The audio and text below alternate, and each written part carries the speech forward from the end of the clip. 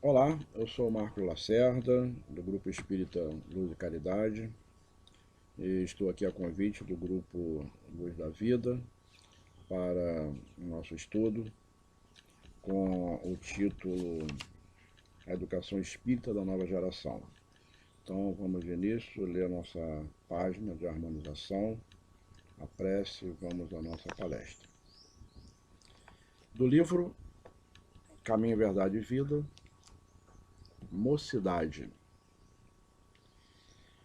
Foge também dos desejos da mocidade e segue a justiça, a fé, o amor, a paz, com os que, de coração puro, invocam o Senhor. Paulo, segunda carta aos Timóteos. Quase sempre os que dirigem a mocidade lhe atribuem tamanhos poderes que os jovens terminam em franca desorientação, enganados e distraídos. Costuma-se esperar deles a salvaguarda de tudo. Concordamos com suas vastas possibilidades, mas não podemos esquecer que essa fase da existência terrestre é a que apresenta maior número de necessidades no capítulo da direção. O moço poderá e fará muito se o espírito envelhecido na experiência não o desamparar no trabalho. Nada de novo conseguirá erigir caso não se valha dos esforços que lhe precederam as atividades. Em tudo dependerá de seus antecessores. A juventude pode ser comparada à esperançosa saída de um barco para viagem importante. A infância foi a preparação, a velhice será a chegada ao porto. Todas as fases requisitam as lições dos marinheiros experientes, aprendendo-se a organizar e a terminar a viagem com o êxito desejável. É indispensável, portanto, amparar convenientemente a mentalidade juvenil e que ninguém lhe ofereça perspectivas do domínio ilusório. Nem sempre os desejos dos mais moços constituem o índice da segurança no futuro. A mocidade poderá fazer muito, mas que siga em tudo a justiça, a fé, o amor e a paz, com os que de coração puro invocam o Senhor. Queremos assim agradecer a Deus, nosso Pai, a Jesus, mestre amigo, aos companheiros da espiritualidade, por essa oportunidade de estarmos aqui para o nosso estudo e possamos receber as vibrações de paz, de tranquilidade, de equilíbrio e levar a todos aqueles que nos assistirem essas palavras do estudo da noite de hoje, de conforto, de esclarecimento que a nossa doutrina nos traz, principalmente nos momentos de dificuldade e, sobretudo, de todos os desafios que temos em nossa vida de encarnado. Agradecemos a Deus assim nesta oportunidade. Que assim seja, graças a Deus. Então, nosso estudo que foi preparado para a nossa apresentação tem o título de A Educação Espírita da Nova Geração. Como professor de ensino médio de muitos anos e ainda atuo em escola pública, encontrei até uma certa facilidade no início desse estudo, mas como uma orientação, né, assim que a gente deve ter espiritual sobre a juventude, eu tive que rebuscar nas obras espíritas alguns ensinamentos que são fundamentais para esse nosso estudo da noite de hoje. Nós sabemos que a família equilibrada, estruturada com respeito e amor, ela é fundamental para uma sociedade justa. O lar é o grande formador no caráter do jovem. Historicamente, é natural ocorrer a mudança nos costumes de cada época, né? O que preocupa no momento é que saltamos de um, um momento de preconceito, né, lá de trás, dos tabus, da opressão, e fomos para um outro extremo, onde tudo é permitido e até com todos os excessos possíveis, né? Os jovens estão passando por uma transitoriedade reencarnatória. E nesta etapa de transição planetária, em que novas tecnologias surgem, trazendo grandes mudanças em todas as áreas das relações humanas, nós devemos considerar, claro, os inquestionáveis benefícios desse novo mundo, mas, ao mesmo tempo, refletir de forma criteriosa nos desvios maléficos que surgem, né, com interesses escusos, manipulados por uma mídia repleta de intenções imediatistas, do estímulo alucinante do consumismo, com o objetivo do lucro a qualquer custo. E, diante disso, crianças, jovens e adultos sofrem um intenso aliciamento, né, na obtenção de todo tipo de prazer, que muitas vezes conduz até a própria exaustão, né? A ignorância atordoa as criaturas nestes dias de valorização dos desvalores, palavra do Camilo. Valorização dos desvalores, veja bem, em toda parte. Quando a maioria perdeu o senso das proporções, trazendo como consequência toda uma gama de despautérios que se registra a partir de almas infelizes de toda parte. Estamos no mundo aí, né, das fake news. Na nossa infância, a gente aprende lá, né, atrás, que mentira é uma coisa muito feia, né? Nós estamos vivendo hoje uma época assim de mentiras nas redes sociais, as fake news com prejuízo enorme para muita gente, e que é uma coisa que a gente tem que realmente sentir vergonha e ter muito critério, né, em estar atento a tudo isso. E a juventude está aí, né, sujeita a todas essas mídias que têm realmente um lado bastante negativo. A violência, que desmanda em qualquer trilha do mundo, caracterizando a ausência das lições de amor a si mesmo e ao próximo, dos ditos e ensinos do mestre, enquanto vai gerando tremenda insegurança pelos caminhos humanos, impõe aos indivíduos a busca das estradas do suave Rabi da Galileia, a fim de alcançar as praias da sonhada harmonia e da suspirada paz.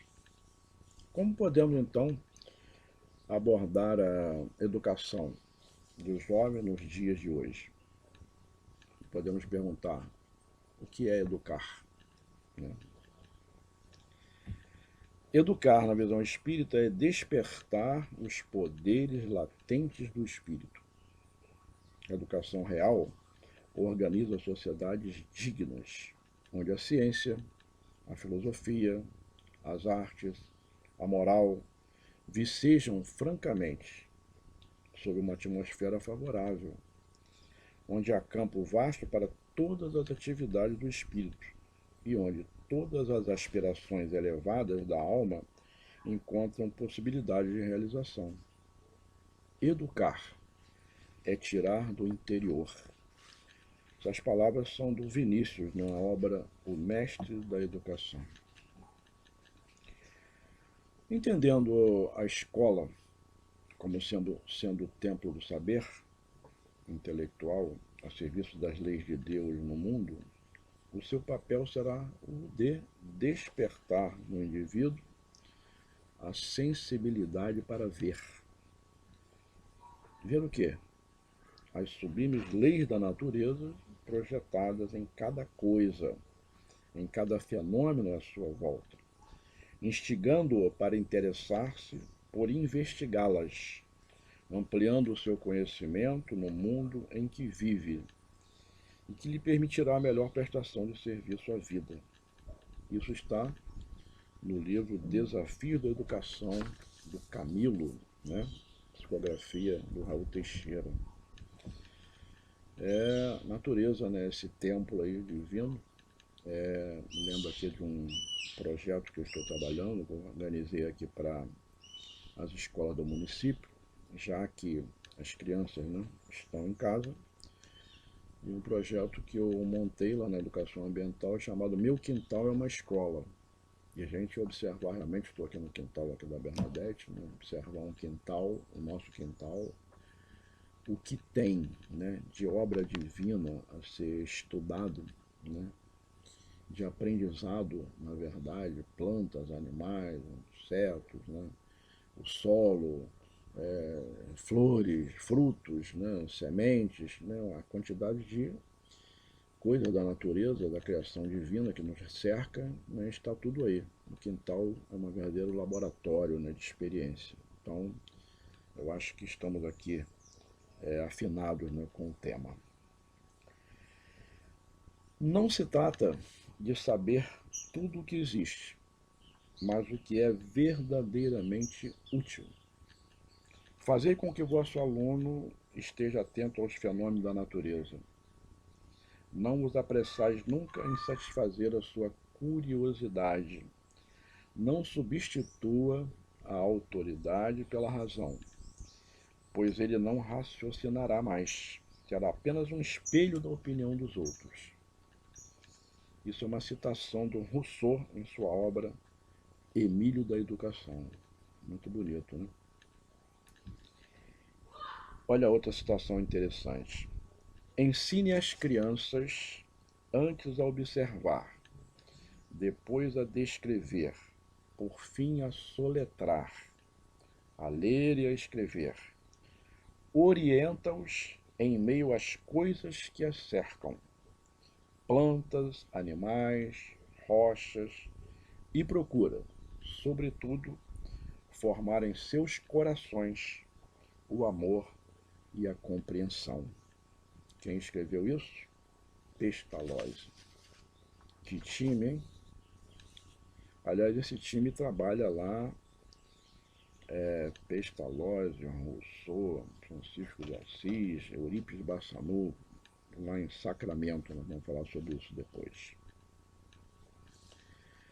Teorias filosóficas, psicológicas, antropológicas, religiosas desfilam intentando estabelecer parâmetros para explicar quem são os filhos em relação aos pais e o porquê de tantas diferenças, onde se esperava similitudes, ou de tantas semelhanças, onde tudo parecia fadado a ser diferente. Por que, né, essas coisas? O pensamento do Espiritismo, a tal respeito, é que o ser que os genitores conduzem nos seus braços carinhosos não passa de milenário viajor da jornada evolutiva para o Criador, estando na Terra para o esforço da autossuperação, da reestruturação do caráter moral e abrilhantamento intelectual, como aluno que assiste às classes no grande educandário do mundo. Quem são nossas crianças, quem são nossos jovens, né? Tem muita história aí, né, em termos do conhecimento da doutrina espírita. E que isso não é considerado de um modo geral, né, na educação aí, geral. Para a veneranda doutrina, a aparente inocência da infância oculta bagagens alicerçadas ao largo de séculos e séculos, de levantagens e de quedas, adquirindo experiências importantes no roteiro da grande vida. Desta forma, educar significa trabalhar para podar ou inibir a ação dos elementos perniciosos trazidos no seu âmago, ao mesmo tempo que se incrementará e incentivará as conquistas felizes, maduras, enobrecidas, pautadas na lei da justiça, do amor e da caridade. Nós sabemos que os atributos do espírito são o pensamento, o sentimento e a vontade. Então, a verdadeira educação tem por obrigação trabalhar esses atributos, conhecer esses atributos do espírito, né? E aqui eu queria lembrar a missão do professor Eurípides Barçanufo, onde eu tive a oportunidade de alguns anos atrás ir a Sacramento, né? Conhecer lá a escola Allan Kardec, conhecer a casa do próprio Eurípides Barçanufo, e foi muito assim, importante essa viagem em termos de conhecimento. Eurípides Barçanufo fundou a escola Allan Kardec em 1907, uma escola imensa, né? Por orientação, inclusive, de Maria de Nazaré, né? Tem uma história muito linda aí de encarnações passadas, ele com João Evangelista, Maria, né? Essa escola, ela funcionou até 1975, de 1907 até 1975, Minas Gerais. E devido ao grande número de alunos, as suas instalações não atendiam mais, né, a legislação vigente e tiveram então que construir uma nova escola, né? Então o Eurípides já tinha desencarnado, morreu na época da gripe espanhola, e então depois fundou, né, construiu a escola Eurípides Barçanufo, para onde foi transferido então esse educandário. E o Colégio Allan Kardec, ele assumiu um novo trabalho. Qual é o trabalho desse colégio? Preparar educadores para serem mestres nessa nova proposta educacional. E eu tive então a oportunidade lá de assistir palestras, comprar algumas obras que eu achei muito interessantes e que uso, né, até hoje. A proposta de Eurípides era embasada na construção do conhecimento útil, dos valores éticos e morais, como a justiça, a verdade, o bem e a caridade, que ajudariam o ser a conquistar e usufruir os bens materiais de maneira equilibrada e responsável. Muito legal lá a escola, as crianças entram de manhã, tomam um passe, nossa, uma maravilha. A escola Eurípides já foi construída numa área rural, né, cercada de floresta, um negócio muito bonito, né? Se a nossa visão educar é desenvolver as potencialidades do espírito, do que estamos realmente falando? Precisamos então trabalharmos os atributos do espírito, né? Aquilo que nós falamos então, que é o pensamento, o sentimento e a vontade. Nós, espíritos, espíritas, ainda não temos uma noção exata do que é o espírito. Através dessas obras nos chegou então esses atributos, né? Nós podemos reconhecer em parte quem somos através desses atributos, que é o pensar, o sentir e o exercer a vontade, né? Sobre o pensamento, como podemos entender isso? Leon Denis fala no seu livro O Problema do Destino e da Dor, diz o seguinte sobre o pensamento. O pensamento é criador, não atua somente em roda de nós, influenciando nossos semelhantes para o bem ou para o mal. Ele atua principalmente em nós, gera nossas palavras, nossas ações, e com ele construímos o dia a dia, o edifício grandioso ou miserável da nossa vida presente e futura. Modelamos nossa alma e seu invólucro, perispírito, né, com os nossos pensamentos. Estes produzem formas, imagens que se imprimem na natureza sutil em que o corpo fluídico é composto. Veja bem, hein?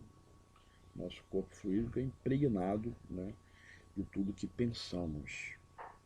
Isso tem que ser ensinado para os jovens, para todos, né? O sentimento. O que seria o sentimento? O conhecimento espírita auxilia o espírito a se perceber, a sentir a força e as consequências dos seus sentimentos. Os sentimentos são energias emanadas pelo pensamento. Formam partículas energéticas que se agregam ao pensamento, sendo responsável pela textura, coloração e densidade das malhas que formam nosso perispírito e que sustentam todo o conjunto de vibrações do nosso ser, né? Essas vibrações mudam até de cor toda vez que o pensamento aciona um determinado desejo, né? E assim, quanto mais grosseiro é o pensamento, obviamente, mais grosseiros são os sentimentos. E estes mal trabalhados desencadeiam o quê? Uma série de energias negativas, originando, inclusive, inúmeras patologias, arrastando por sintonia desencarnados que vão potencializar essas enfermidades. Então, veja bem, né? O que é o pensamento, o que é o sentimento. Nós podemos pensar sem ter sentimento. Quando fazemos um cálculo matemático, né? É apenas números, você não tem sentimento, né? Um cálculo lógico matemático. Você está pensando, mas não existe sentimento. Mas quando, né, o pensamento exige um determinado sentir, uma coisa ruim, uma dor ou uma alegria, essa energia é potencializada pelo sentimento, né? Então nós temos que conhecer esses atributos, né, que fazem parte de nós, espíritos. E aí tem mais um, né, que é a vontade. Leon Denis define a vontade como sendo a maior de todas as potências do espírito. A vontade gera, em torno do pensamento, um circuito de energias que o impulsiona, vibrando em todas as direções. O pensamento, ele é fortalecido por essas energias, transformando numa espécie de dínamo, a expandir e atrair outros pensamentos e outras vibrações. Veja bem, é preciso desvendar o papel da vontade na emissão destas energias e sua ação nas nossas organizações mentais. A vontade atua com muita intensidade no nosso corpo fluídico. Todas essas energias, elas são, na verdade, extraídas do fluido cósmico universal onde estamos envolvidos, né? O ambiente em que o espírito vive se transforma num grande laboratório a oferecer todo o fluido que necessita para alimentar o seu campo mental. Pensar, sentir e exercer a vontade é criar. O que nós estamos criando no nosso dia a dia. Então é muito importante nós estarmos alerta, né, para esses ensinamentos. A evangelização do espírito esclarece o valor da vontade na progressividade das ideias, né, do espírito. Ser feliz é estar em harmonia íntima, é uma conquista do nosso ser. A felicidade é assim construída a partir das mudanças íntimas do ser. Por isso ela não pode ser encontrada nas coisas efêmeras da vida. Discernir é uma atitude do espírito consciente, preocupado em acertar, definindo para si papéis compatíveis com a sua condição, o que implica as mais diversas escolhas que a gente realiza.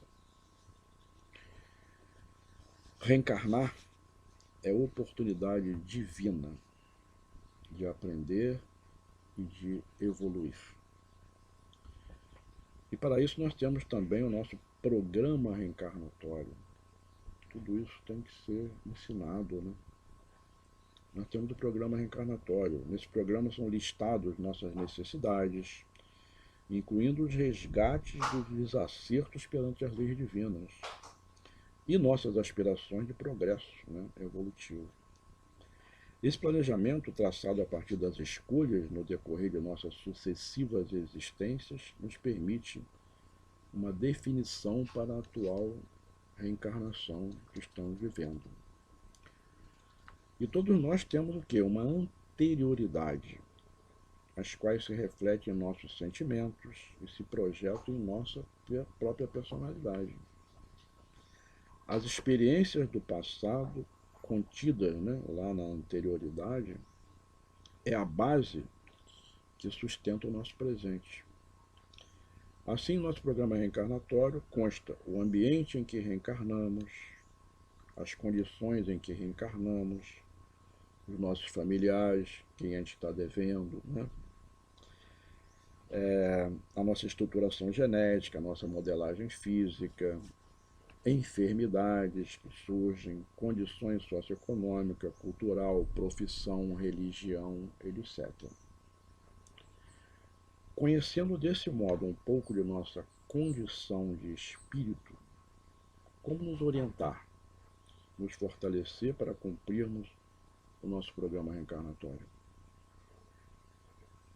Como educar os nossos jovens da atualidade diante dessas realidades do espírito? Temos conhecimento que nos encontramos mergulhados no fluido cósmico universal, não é isso? E através dos nossos pensamentos, sentimentos e vontade, atraímos tudo que é bom ou ruim para nós mesmos. Lei da afinidade, né? Então, é onde nós podemos nos apegar, né, para nos orientarmos, né, dessas questões de espírito, da espiritualidade, como nos conduzir. Educar, normalmente tem um mestre. No livro dos Espíritos está, né, que Jesus é o nosso guia e modelo. Então vamos buscar lições que ele trouxe, né, dos mundos superiores, para que a gente possa aí enfrentar as vicissitudes do mundo físico. Lembrar aqui quando alguém se dirigiu a Jesus, chamando-lhe bom mestre, ele respondeu que bom só Deus que está no céu. Não tem essa passagem? E disse ainda, eu sou apenas o vosso mestre, e a ninguém mais concedais essa prerrogativa. Veja que ele fez questão, né, de se posicionar como mestre realmente, né? Espírito puro, responsável pela humanidade terrestre, né? O governador do orbe terrestre. Então, trouxe para nós aí ensinamentos das esferas superiores, dos mundos felizes, que na verdade está no Evangelho. Daí a nossa dificuldade, né, de realizar tudo isso. São lições dos mundos superiores. E a gente fica aí muitas vezes, jovem principalmente, irritado, constrangido, né, com tudo que acontece, os momentos atuais, questões políticas, pandemia e tudo aquilo que é conflito, a gente fica bastante, né, aí, ansioso, contrariado. Tem uma passagem no livro Boa Nova em que João estava lá com muitas preocupações com relação a tudo que eles viviam de confrontos, né? E aí, livro Boa Nova, de Humberto de Campos, Jesus fala a João Evangelista nesse momento que ele estava muito cheio de conflito. Ele fala assim, João, muito interessante essa passagem, cada criatura traz em si a centelha divina. Muitos trazem a muralha da negação, mas eu te digo, todos os redutos de sombras cairão um dia, e a luz do Criador brilhará em cada um de nós. Não é por outra razão que eu te disse que vós sois deuses. Sabia Jesus que o Criador se manifesta em cada um de nós, e que Deus não é encontrado apenas no esplendor das esferas celestes. Deus é encontrado em você, ainda que você esteja vivendo os momentos mais tenebrosos de queda, de desespero, de negação, de egoísmo. Deus está em toda a criação. Bonito, né? Aí no seu quintal, na planta, no animal, na terra, né? E assim a verdadeira educação precisa dedicar os valores, né, do espírito imortal, se dedicar a isso. A gente chama isso de a pedagogia do amor. Essa proposta que tem lá na escola, né, Allan Kardec, a pedagogia do amor passa pela evangelização do espírito. Então, educar criança, jovem, tem que passar pela evangelização do espírito. Vamos então lembrar aqui algumas lições, né, do Evangelho que Jesus nos trouxe. Jesus nos falou de um Deus de natureza espiritual, Pai, Criador, sábio e misericordioso. Do reino dos céus, falou da vida espiritual, verdadeira e duradoura.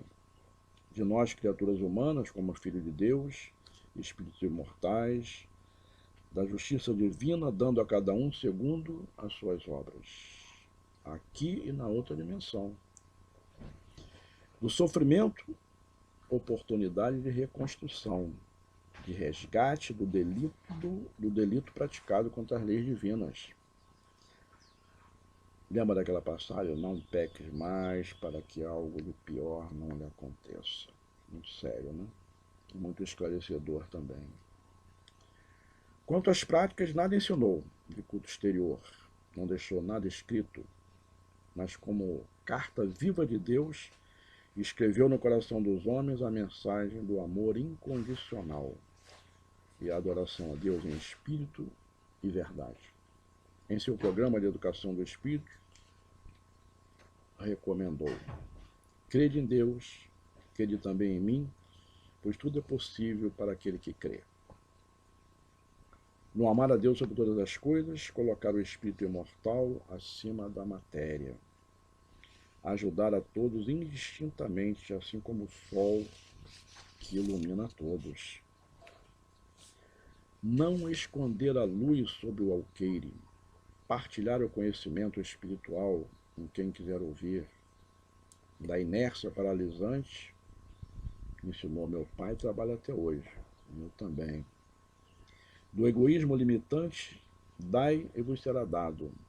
Com a medida que medires, será medido. Do orgulho injustificado, aquele que a si mesmo exalta, será rebaixado, humilhado. Do ódio e desejo de vingança, que ele ensinou, perdoai para ser perdoado. Do materialismo enganoso, buscai primeiro o reino de Deus, e tudo mais vos será acrescentado. Quantas lições, né? Quantas lições. Jesus usou da palavra para restaurar o campo mental da humanidade. Usou da palavra para restaurar o campo mental. Sua palavra era carregada de energia e brilho e atraía a todos, como até hoje nos atrai. São construções magnéticas que abastecem o espírito em qualquer época. Usou da verdade para alcançar todos os espíritos com a mesma vibração.